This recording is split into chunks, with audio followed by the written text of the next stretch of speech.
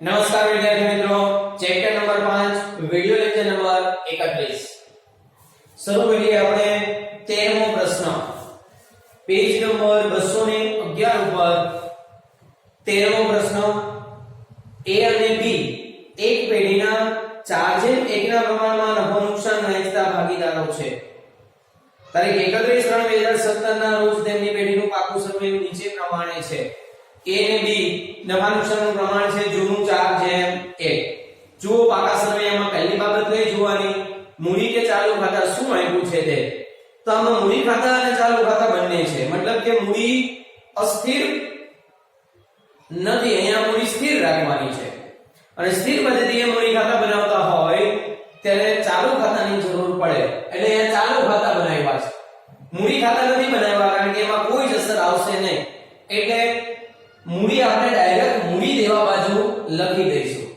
બરાબર છે. બીજું કે જ્યારે ચાલુ ખાતા બનાવવાના હોય ને ત્યારે જે નવો ભાગીદાર પ્રવેશ મેળવે છે એનું ચાલુ ખાતું ન બનાવો તો ચાલે, કારણ કે એના ચાલુ ખાતાની બાકી હોય જ ને, એટલે એમાં કોઈ અસર આવશે જ નહીં. બરાબર છે. એટલે આપણે બે જ ભાગીદારોના ચાલુ ખાતા અહીંયા બનાવ્યા છે, A અને B. બીજી બાબત જોવાની હોય પાઘડી. મિલકત લેણા બાજુ પાઘડી આપવામાં આવી છે કે નહીં, તો અહીંયા છે. જુઓ મિલકત લેણા બાજુ 5000 ની પાઘડી એટલે જૂની પાઘડી, જૂના ભાગીદારો વચ્ચે જૂના પ્રમાણથી માંડી વાળવાની. ત્રીજી બાબત જોવાની હોય ભાગીદારો વચ્ચે વહેંચાય એવી કોઈ બાકી, એકત્રિત નફા નુકસાનની બાકી કે અનામત કે જોગવાઈ એવું કોઈ છે આમાં, તો એક એન્ટ્રી છે કારીગર અકસ્માત વળતર ભંડોળ, પણ એના ઉપર હવાલો છે જ નહીં એ જોવાનું. તો એના ઉપર 5મો હવાલો છે, એટલે એમને નહીં વેચવાનો, હવાલો બી ધ્યાનમાં લેવાનો. ચલો બરાબર છે. તો આપણે શરૂ કરીએ. પેલા હવાલાઓ જોઈ લઈએ. ઉપરની તારીખે C ને નવા ભાગીદાર તરીકે નીચેની શરતે પ્રવેશ આપ્યો. નવું નફા નુકસાનનું પ્રમાણ 3:1 રાખવાનું નક્કી કર્યું. નવું પ્રમાણ આપ્યું હોય એટલે ત્યાગનું પ્રમાણ શોધવું જ પડે, કારણ કે પાઘડી જે નવો ભાગીદાર પાઘડીનું પ્રીમિયમ લાવે એ જૂના ભાગીદારોને ત્યાગના પ્રમાણથી આપવાની થાય, એટલે અહીંયા આપણે ત્યાગનું પ્રમાણથી શોધીશું. પછી પહેલો હવાલો C તેના નફાના 1/5 ભાગ પેટે 20000 રોકડા મૂડી તરીકે અને ₹5000 પાઘડી તરીકે લાવશે. એટલે અહીંયા નવો ભાગીદાર પાઘડી લાવે છે અને મૂડી પણ લાવે છે. પાઘડીની રકમમાંથી અડધી રકમ જૂના ભાગીદારો તરત જ ઉપાડી જશે. બરાબર. પછી બાકીના બધા જ હવાલા પુનઃ મૂલ્યાંકનને લગતા છે. તો આપણે અહીંયા શરૂ કરીએ. દાખલાની શરૂઆત મૂડીથી થાય. અહીંયા મૂડી ખાતાને બદલે ચાલુ ખાતા બનાવ્યા છે, મૂડી સ્થિર છે તો મૂડી ખાતાની જરૂર ન પડે. મૂડી ડાયરેક્ટ ક્યાં લખી દેવાની, પાકા સરવૈયામાં મૂડી દેવા બાજુ. તો અહીંયા આપણે લખી દઈએ મૂડી ખાતા.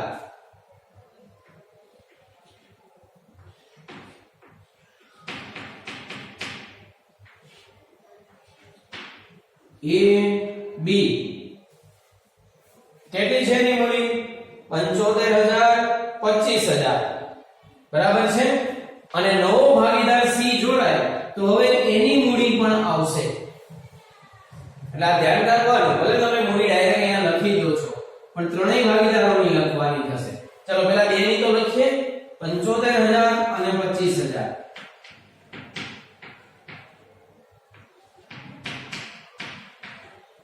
અને માની લો કે તમે મૂડી ખાતા બનાવો છો તો મૂડી ખાતા અને ચાલુ ખાતા બંને બનાવવા પડે. અને તો મૂડી ખાતાની અંદર 3 ખાનાઓ આવશે, A B અને નવો ભાગીદાર C. બરાબર છે. તો આ મૂડી ખાતાની જમા બાજુ પર લખવાની, બાકી આગળ લાવ્યા સ્વરૂપે. બરાબર છે. ચાલો પછી આપણે લખીએ ચાલુ ખાતાની બાકીઓ. તો બંનેની મૂડી દેવા બાજુ એટલે જમા બાકી છે A અને B ની 8000 અને 2000. તો અહીંયા લખી શકાય જમા બાજુ પર બાકી આગળ લાવ્યા. ચાલુ ખાતાની બાકી આપણે લખીએ છીએ 8000 અને 2000.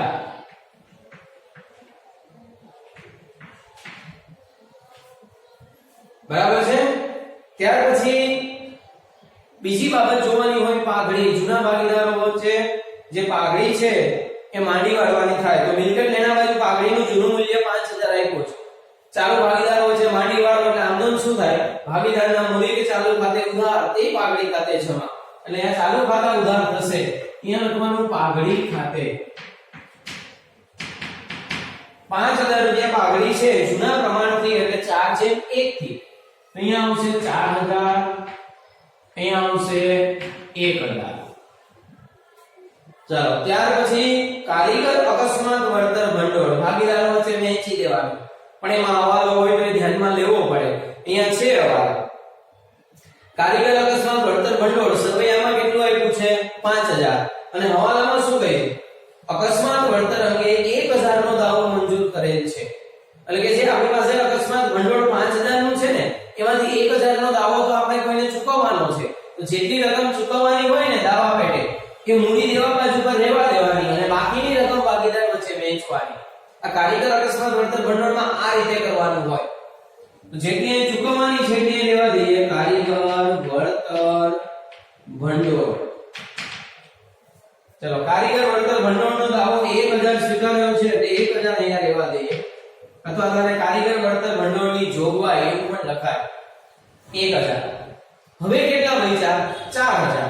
ભાગીદારો વચ્ચે વહેંચી દો એના જૂના પ્રમાણથી એટલે 4/1 થી બરાબર છે. 4000 રૂપિયાને વહેંચવાના છે મૂડી ખાતાની જમા બાજુ પર. કારીગર વળતર ભંડોળ 4000 રૂપિયાને 4/1 થી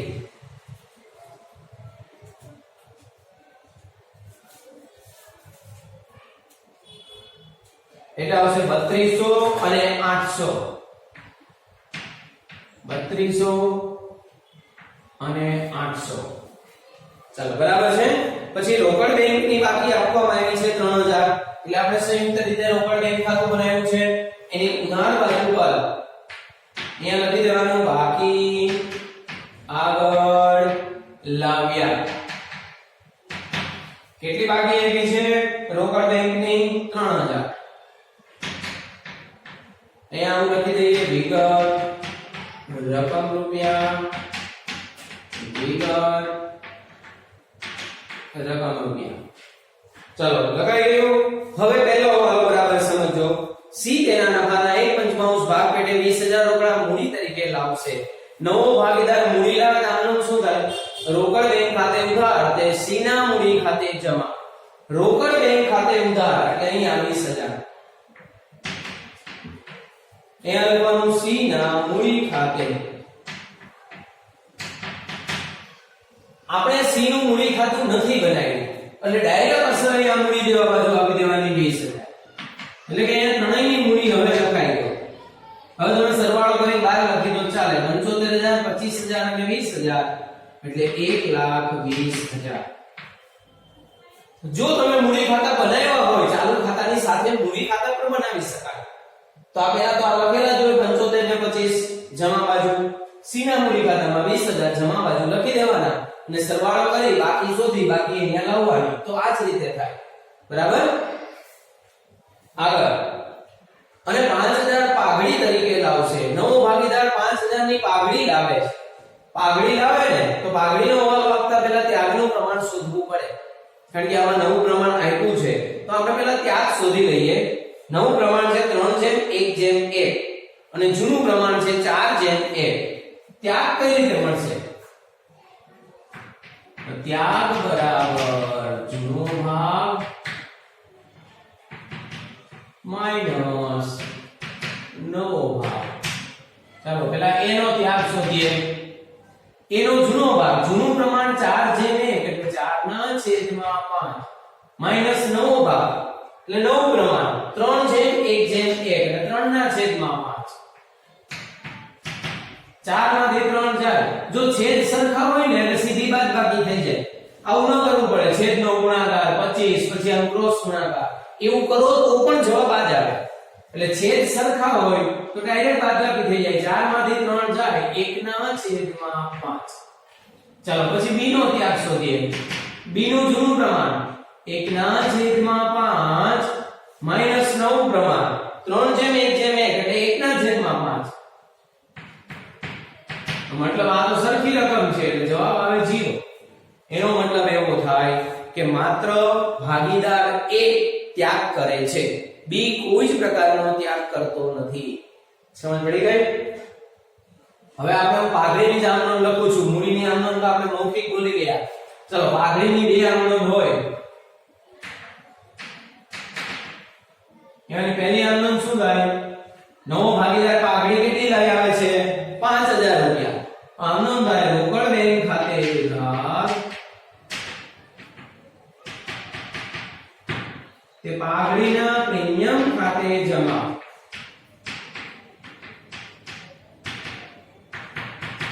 5000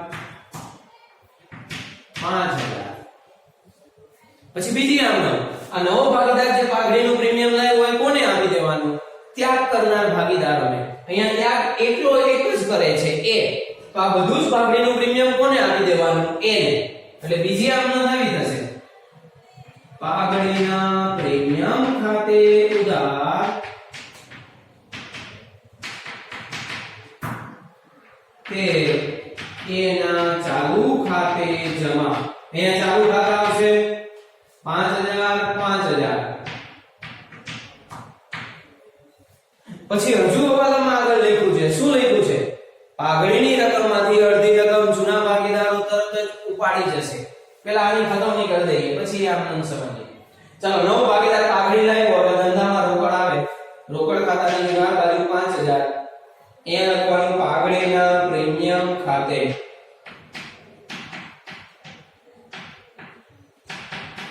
બીજી બાબત બાળકો આ આમનોંધ ન લખેલી હોય તો પણ આ અસર આવડવી જોઈએ આમનોંધ પરથી જ આ અસર લખવી એવું જરૂરી નથી પરીક્ષાની અંદર આ આમનોંધ દર્શાવવી ફરજિયાત નથી એટલે આમનોંધ વગર બી અસર આવવી જોઈએ મૌખિક બોલવાની આમનોંધ રોકડ બેંક ખાતે ઉધાર અને પાઘડીના પ્રીમિયમ ખાતે જમા આ પાઘડીનું પ્રીમિયમ માત્ર કોને આપવાનું છે એને તો એના ચાલુ ખાતાની જમા બાજુ 5000 અહીંયા લખવાનું પાઘડીના પ્રીમિયમ ખાતે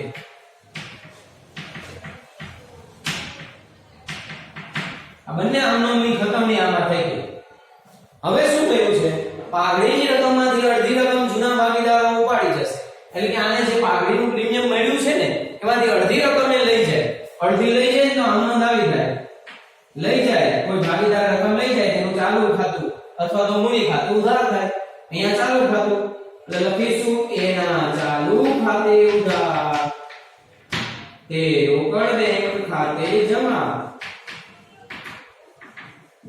ચાલો અડધી રકમ તો 5000 ના અડધા કેટલા થશે 2500 રૂપિયા બરાબર છે એટલી રકમ એ લઈ જાય તેનું ચાલુ ખાતું ઉધાર થાય એટલે ઉધાર બાજુ લખો 2500 અહીંયા લખો રોકડ બેંક ખાતે અને ધંધામાંથી એટલી રોકડ જાય રોકડ ખાતાની જમા બાજુ લખો 2500 અહીંયા લખો એના ચાલુ ખાતે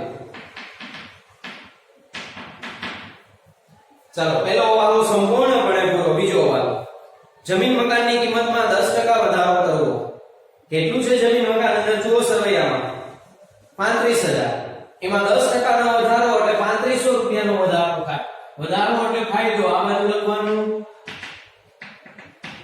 જમીન મકાન ખાતે 3500 અને આની બીજી અસર અહીંયા જમીન મકાન મિલકત લેણા બાજુ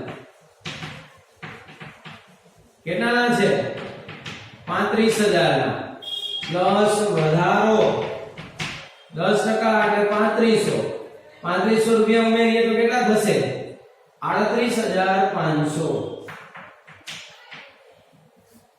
ચલો આગળ એ જવાબ આગળ ફર્નિચર અને સ્ટોકની કિંમતમાં 5% ઘટાડો કરવો ફર્નિચર અને સ્ટોકમાં ઘટાડો થાય છે તો ફર્નિચર 30000 છે એના 5% એટલે 1500 રૂપિયાનો ઘટાડો થાય તો નુકસાન પુનઃમૂલ્યાંકન ઉધાર ફર્નિચર ખાતે ફર્નિચર 30000 એના 5% એટલે 1500 રૂપિયા અને બીજો શેમાં ઘટાડો કરવાનો છે સ્ટોકની કિંમતમાં સ્ટોક છે 15000 15000 ના 5% એટલે 750 આ બાજુ આવશે સ્ટોક ખાતે चलो બંનેની બીજી અસર અહીંયા આપીએ ફર્નિચર કેટલાનું છે ફર્નિચર 30000 એમાંથી ઘટાડો થયો 1500 નો એટલે 28500 પછી સ્ટોક સ્ટોક છે 15000 માઈનસ ઘટાડો 750 અને 14250 બરાબર છે 15000 ગુણ્યા 5% માઈનસ કરી દેવાના 14250. ચલો આગળ વધીએ. રોકાણોની બજાર કિંમત 35000 છે જે ચોપડે લાવવી. આમાં રોકાણો કેટલાના છે 25000 ના. હવે કેટલા થઈ ગયા 35000. મતલબ કે રોકાણોમાં 10000 નો વધારો થયો. ફાયદો તો પુનઃમૂલ્યાંકનની જમા બાજુ રોકાણો ખાતે 10000 અને અહીંયા રોકાણો ડાયરેક્ટ આઉટર કોલમમાં દર્શાવીશું 35000 કારણ કે જ્યારે હવાલા નવી કિંમત આપી હોય તો આઉટરમાં તરત દર્શાવી શકાય. ચાલો ગુરુ. ત્યાર પછી આગળ દેવાદાર પર 10% ઘાલખાત અનામતની જોગવાઈ કરવી. દેવાદાર પર 10% ઘાલખાત અનામત. દેવાદાર વાળો હવાલો પહેલા આ સાઈડ આપવાનો. ચલો દેવાદારો કેટલાના છે આમાં? તો દેવાદારો આપ્યા છે 5500 ના. એમાં એવું કહ્યું છે કે 10% ઘાલખાત અનામતની જોગવાઈ માઈનસ ઘાલખાત અનામત 10% એટલે 550 રૂપિયા. બરાબર છે 5500 ના 10% એટલે 550 એ માઈનસ કરી દઈએ એટલે 4950. ચલો હવે આની બીજી અસર આપીએ પુનઃમૂલ્યાંકનમાં. કઈ રીતે આપવાની તો બરાબર જુઓ. અહીંયા ઘાલખાત અનામત આપણે 550 કરી પણ પહેલા કેટલી હતી ઘાલખાત અનામત 500 રૂપિયા. મતલબ કે ઘાલખાત અનામતમાં 50 રૂપિયાનો વધારો થયો. વધારો એટલે પુનઃમૂલ્યાંકન જમા એવું યાદ નથી રાખવાનું. ઘાલખાત અનામત વધારે રાખો એટલો નફો ઓછો થાય અને નફો ઓછો થાય તો પુનઃમૂલ્યાંકનની ઉધાર બાજુ અસર આવે એટલે 50 રૂપિયા અહીંયા આવશે. ઘાલખાત અનામત ખાતે. ત્યાર પછી આગળ છઠ્ઠો વાળો લેણી હુંડી નકરામણી ખર્ચના 150 અને બેંક ચાર્જીસના 300 રૂપિયા ચૂકવેલ જેની નોંધ કરવાની બાકી છે. લેણી હુંડી નકરામણી ખર્ચ 150 ચૂકવો. 150 ચૂકવો એટલે આપણું નુકસાન થયું. ઉધાર બાજુ અહીંયા પુનઃમૂલ્યાંકન અહીંયા લખવાનું લેણી હુંડી ખાતે 150 રૂપિયા અને એટલી રોકડ ચૂકવા એટલે રોકડ ધંધામાંથી જાય. બીજી અસર પાકા સમયે નથી આપવાની. રોકડ જાય રોકડના ખાતામાં લખવાનું લેણી હુંડી ખાતે 150. એવી જ રીતના બેંક ચાર્જીસ 300 રૂપિયા ચૂકવેલું. બેંક ચાર્જીસ ખાતે ખર્ચ છે ઉધાર બાજુ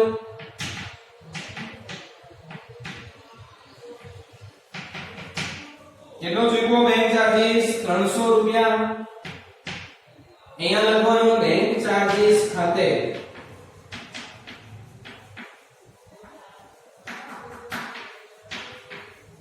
300. ચાલો પૂરું. બધા જવાબ પૂરા થઈ જાય એટલે સર્વે આમ ફરી પાછું જોવાનું જે એન્ટ્રી બાકી છે લખી દો. ચાલો પહેલા મૂડી દેવા બાજુ જુઓ. મૂડી ચાલુ ખાતા આવી ગયા. કાર્યકર અકસ્માતે આવી ગઈ. લેણદાર 4000 ના બાકી છે તો લખી દઈએ લેણદારો 4000. ત્યાર પછી દેવી હુંડી 1000 તો અહીંયા લખી દઈએ દેવી હુંડી 1000. સામેની બાજુ જમીન મકાન ફર્નિચર અને રોકાણો એ આવી ગયું. સ્ટોક અને દેવાદાર બી આવી ગયું. પછી લેણી હુંડી બાકી છે 2000 તો અહીંયા લખો લેણી હુંડી 2000. પછી રોકડ બેંક આવી ગયું અને પાઘડી આપણે માંડી ગઈ. ચલો બરાબર છે.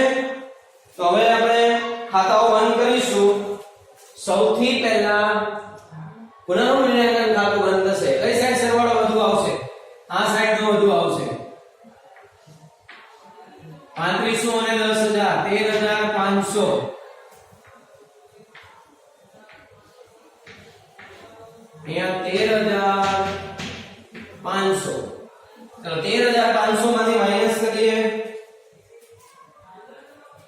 1500 પ્લસ 750 માઈનસ 50 150 અને 300 એટલે 10750. અહીંયા લખવાનું ભાગીદારના ચાલુ ખાતે કયા ભાગીદારો છે? A અને B. ચલો એનું પ્રમાણ કેટલું છે? 4/1 એટલે ગુણ્યા 4 ભાગ્યા 5 એટલે અહીંયા જવાબ આવશે 8600. બરાબર છે? અહીંયા આવશે 2150. ચાલો બરાબર છે. આ પુનઃમૂલ્યાંકનનો નફો આવ્યો છે ક્યાં લઈ જવાનો? ચાલુ ખાતાની જમા બાજુ. એટલે અહીંયા લખીએ પુનઃ મૂલ્યાંકન ખાતે 8600 અને 2150. ચાલો હવે આપણે ચાલુ ખાતા બંધ કરીશું. તો ચાલુ ખાતામાં તો ગમે તે સાઈડનો સરવાળો વધુ આવે, જમા બાજુ જ આવે એવું ન હોય, જોઈ લેવાનું. ચાલો પહેલા એનો સરવાળો, તો એનો સરવાળો જમા બાજુ વધુ આવશે એટલે જમા બાજુ પર કરીએ 8000 પ્લસ 3200 પ્લસ 5000 પ્લસ 8600 એટલે 24800. આ 24800 અહીંયા લખીએ, એમાંથી માઈનસ કરીએ 4000 માઈનસ 2500 એટલે 18300. અહીંયા બાકી આગળ લઈ ગયા. ચલો એવી જ રીતના અહીંયા સરવાળો કરીએ 2000 પ્લસ 800 પ્લસ 2150 એટલે 4950. 4950 અહીંયા લખો, એમાંથી માઈનસ 1000 એટલે 3950. કઈ બાકી આવી આપણને? જમા બાકી. તો અહીંયા મૂડી દેવા બાજુ પર અહીંયા લખવાનું ચાલુ ખાતા A અને B 18300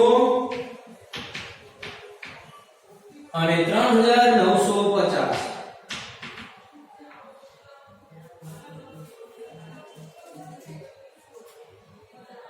$18,300 પ્લસ 3950 22,250.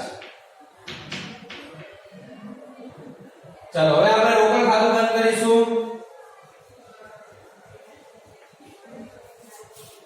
રોકડ ખાતાનો 23 ને 5 28000 સરવાળો 28000 અહીંયા લખીએ, એમાંથી માઈનસ 28000 માઈનસ 2500 માઈનસ 150 માઈનસ 300 એટલે 25050. અહીંયા બાકી આગળ લઈ ગયા. ચલો આ બાકી ક્યાં દર્શાવવાની? મિલકત લેણા બાજુ. અહીંયા લખવાનું રોકડ બેંક 25050. ચલો હવે એનો સરવાળો કરીશું. બરાબર છે? અહીંયા 1,20,000 પ્લસ 1000 પ્લસ 4000 પ્લસ 1000 પ્લસ 22,250 એટલે 1,48,250. આ સાઈડ 38,500 28,500 14,250 35,000 4,950 2,000 25,050 1,48,250. ચલો બરાબર છે? આ જ રીતે સંપૂર્ણ દાખલો ચોપડાની અંદર લખવાનો છે. જાતે પહેલા શીખીએ, એમાં પછી અને હોમવર્ક ની અંદર આવે એ પણ લખવાનું છે. ઓકે, જય શ્રી કૃષ્ણ.